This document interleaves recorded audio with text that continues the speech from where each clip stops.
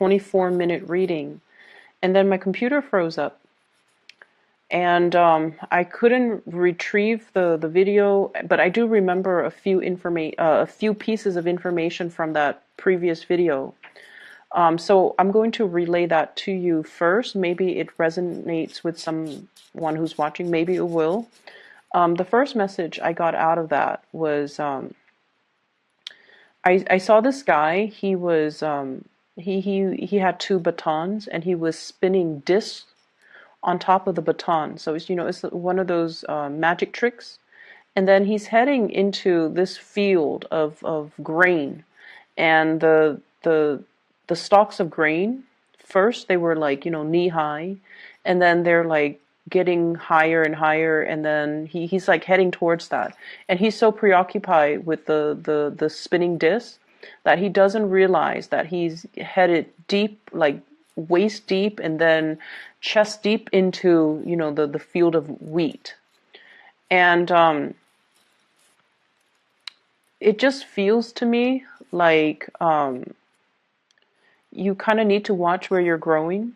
Some things might be neglected in your life, like honestly, it could be like physical things, like, the garden is overgrown. I need to, get the tools to try to keep them at bay, to cut them down, or to like maintain your own personal household.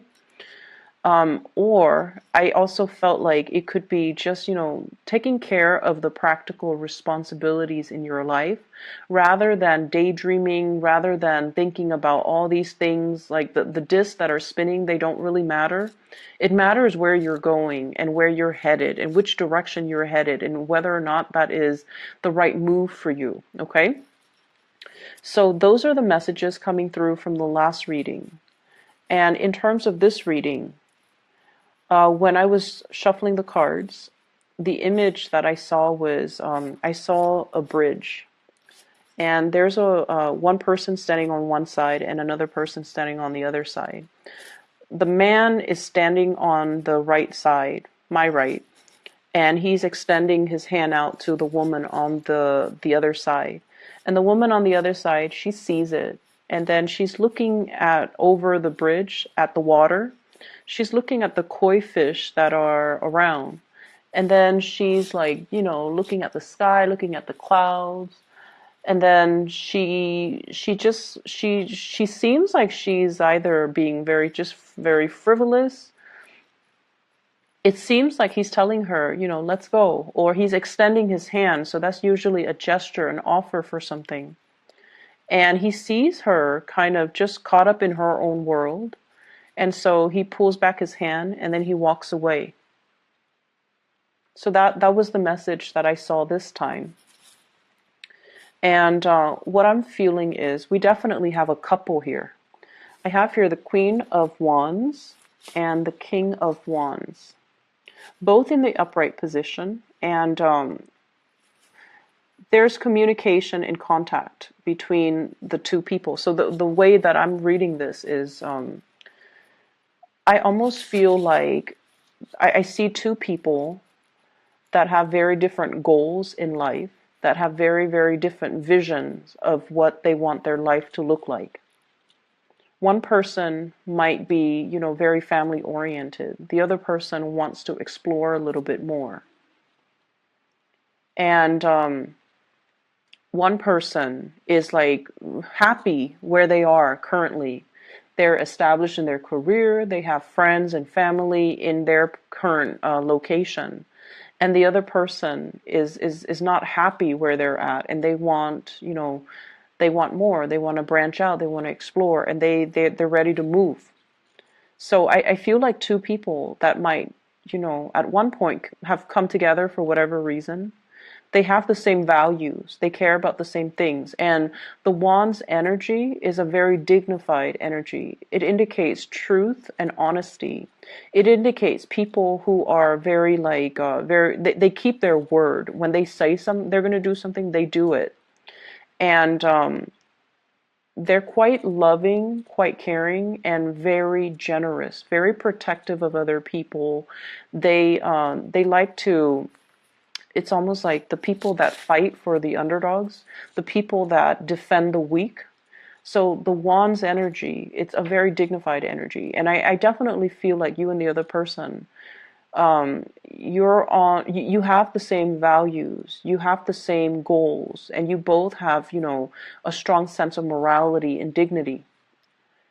But I feel like one person is very settled in their career, in their life, and they're like, I'm not budging from this geographical location. I'm happy here.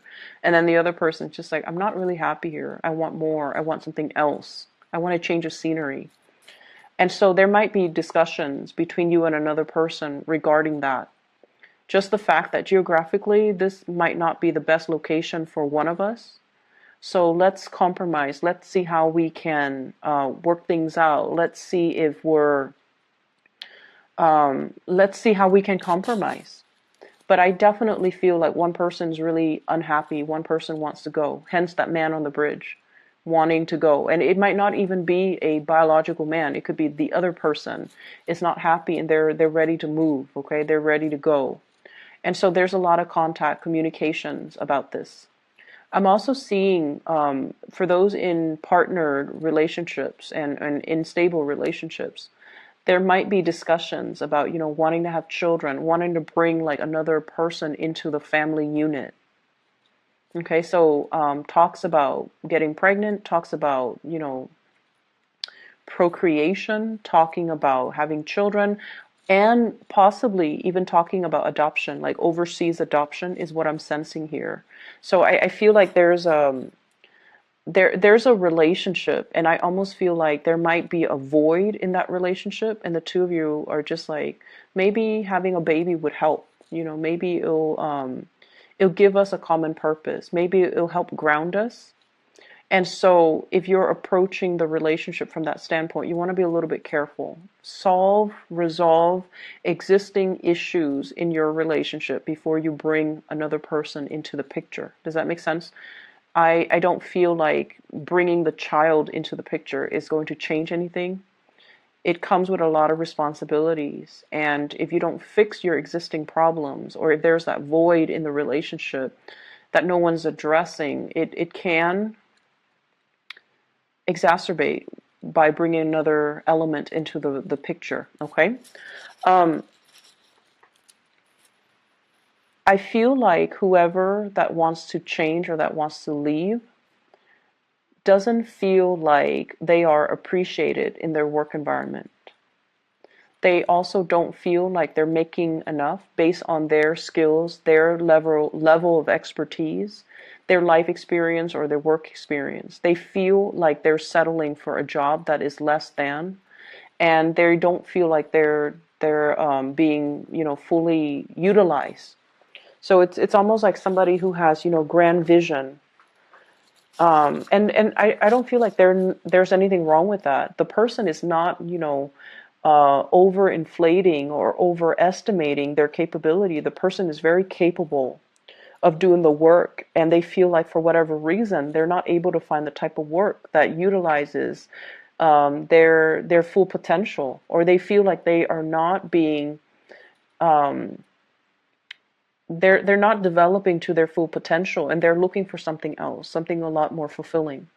And I also feel like the relationship itself can feel like that, where the relationship might not bring that 100% total completion, total love, and total, happiness. And so the other person is just like, I don't know how long I can stay in this any more. Like, I don't know how long I can stay in this because I'm not 100% happy.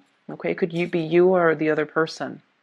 But I feel like someone is a little bit discontent, and I feel like they're looking to leave. I honestly feel there were situations in your past where, and obviously Scorpios, please don't get mad at me for saying this, but I don't feel like this applies to everybody, okay? There was somebody that was really good in your life. And honestly, this energy could be switched around. You were probably very good to somebody, very good to somebody. And I feel like it could be, it could go both ways. There was somebody that was really good in your life, and you didn't see the situation clearly at the time. And now that the person is gone, it's really hard to fix the mistakes, right? And then likewise, you were very good to somebody in the past, and you, you were really good to this person. They didn't see the situation, and they didn't appreciate you when they had the chance. And I feel like, there's definitely this sense of karma coming back full circle, because you might see them now in a very, very bad state. That's what it feels like. And I feel like it takes a lot for you to cut somebody out of your life, okay? Because you, as a fixed sign, um, you always care about the people that you invest your time in. If you've invested 5 years in a relationship, you still care about the person. You might not love them anymore, might not, want to contact them every day, but you still occasionally wonder, like, I wonder what they're up to. I wonder how they're doing. And I feel like there was somebody you were really, really good towards, and they didn't appreciate you properly. And now, as a result of it, I feel like you're catching people in, it's like the karma returning back to the people. And it's not pretty. And you're looking at the situation, and you wish you could help. You wish you could do something to alleviate the pain and the suffering, because you were really good to that person. And you also understand, that is their karmic justice, because they didn't appreciate you when you were around. And then on the flip side, there was somebody that was really good to you, and you didn't appreciate them. And I don't feel like they're catching you dealing with your karma. I just feel like there's no response. There's no communication. There's just total blockage. And it's like, knocking at a brick wall. Like, is there anybody on the other side? And you get no response. So you don't even know, like, where are they? What are they up to? What are they doing? Do they think about me?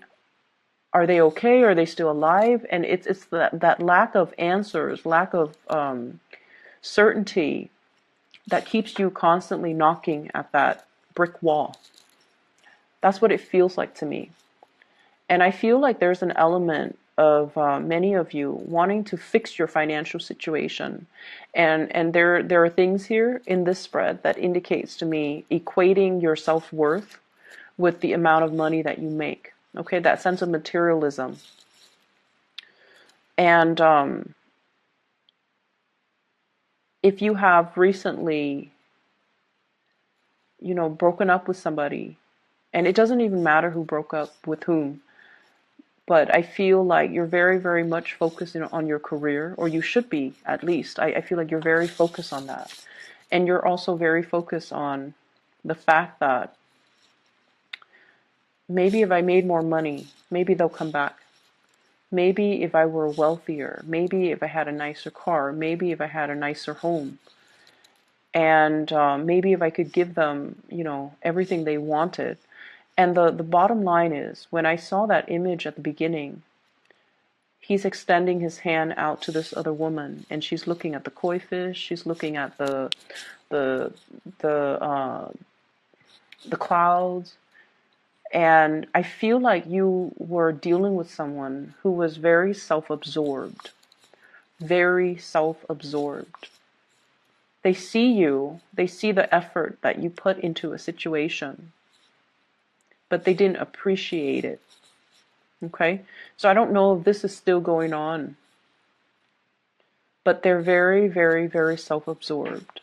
Okay? It's almost like, what could the Scorpio people do for me? Or what could other people do for me? And they're not considerate of other people. So you're dealing with someone who is very narcissistic. They do a lot of attention seeking. And I feel like this might be the week where you start to see the behavior, where you start to see that they're just, really caught up in themselves. And things like that, in the material things too. The koi fish usually represents prosperity, okay? Like financial prosperity. So somebody is very much caught up in that material world, and possibly I just keep seeing the woman on the other side of the bridge just looking at her reflection, fixing her hair and things like that. So I feel like you're dealing with someone who's quite narcissistic, and you want to be a little bit careful. If you guys have a really keen sense of intuition, and you're a very, very good judge of character. So you need to really trust your intuition, especially for those who are newly dating. And if you find somebody who is like that, stay away, okay? Doesn't matter even how beautiful, how attractive they are. I don't feel like it's worth the trouble at the end of the day. So I feel like you have come to the realization that this person is like this. And so if you're choosing to turn your back and walk away, that's fine too. It will be a little bit difficult at the beginning, but you will sail away from it. Okay, so just be done with that energy. With this spread, I do feel a third party type of interference here. What I have is the Three of Cups in the reverse, three parties, and I have the Seven of Swords in the reverse, doing something that you're not supposed to. Like sneaky behavior. And I do have a couple here. And what this denotes to me is there could be definitely third party interfering in the relationship, talking or dating, or, somebody acting like they're in a relationship, but they're acting like they're single. And they're going around dating other people, talking to other people, flirting with other people. So there's that element that you want to be a little bit careful about. There's also, I'm seeing a lot of like outside influence, wanting to, it's almost like this sense of boredom with what we have currently. So we want to see what else is around the corner. But rather than being single, we want to test the water first before we finally sever ties. And so you want to be a little bit careful about this. I also feel like some people, some couples, if you have had like issues with infidelity and you're going to see like a couples counselor or a marriage counselor, there is going to be some big breakthrough. And I feel like the breakthrough is coming in a way where one person has arrived at the, has concluded that, you know what, I think we are done with this relationship. Whereas the other person wants to fix the relationship. So the truth that is coming through, it might not be exactly the way that you're hoping for, because a lot of people go to couples counseling or marriage counseling, and they're like, let the therapist fix it for us. Let the person fix it. But the therapist might recommend, maybe you guys should separate. Maybe the relationship is done and over with, and you guys need to see other people. And then, do that for about 6 months and see how you feel. And some of you might have some breakthrough in the therapy sessions, and you're deciding that, or at least one person decides, let's call it quits. So I feel like there's something very final coming into the picture, and I feel like it has been like this for the past 3 years. It might have been like this for the past 3 months, and there isn't anything to fix. It's almost like the end of a karmic cycle. I do see one person in a relationship succumbing to temptation, and the other person might still want to work at the relationship, but there's still a lot of like resentment. I do feel the resentment coming through, where, a lot of the times when somebody cheats on us, it's not just the thought of them with another person that aggravates us, right? It's not just the thought. It's also the self-doubt, like, why wasn't I good enough? Why did they have to seek somebody else? it brings up a lot of self-doubt. It destroys your sense of self-confidence. And not only that, the aftermath of finding out too, it hurts your ability to trust other people. So infidelity is very, very damaging. And so I feel like for those who are dealing with this, I feel like it really hurts your self-esteem. And it also, I see resentfulness, resentment. And I feel like some of you might have kind of suppressed it, but you haven't really gotten over it. And if you are doing any type of, marriage counseling, couples counseling, or even individual counseling, there are things that are going to be triggered, okay? And it's bringing up to the surface so that you can address it, so you can like shed some light on it, so you can move away from it. And I do see as well a huge element here about doing a lot for your relationship partner. You guys doing a lot for your relationship partner. And the other person was just not aware. The other person was so caught up in their lives, their problems, their issues, their own, just narcissism. And the way that it came out is this card, okay, the star in the reverse. It's somebody that could be very beautiful, very attractive, very handsome, whatever you want to call it, but they're very stuck on themselves, okay? And so I feel that you want to be a little bit careful who you're dating. You want to be careful about who you're involved with, and you want to be a little bit careful about who you give your energy to. I feel like this is even if you tell yourself, oh, I'm only going to, I'm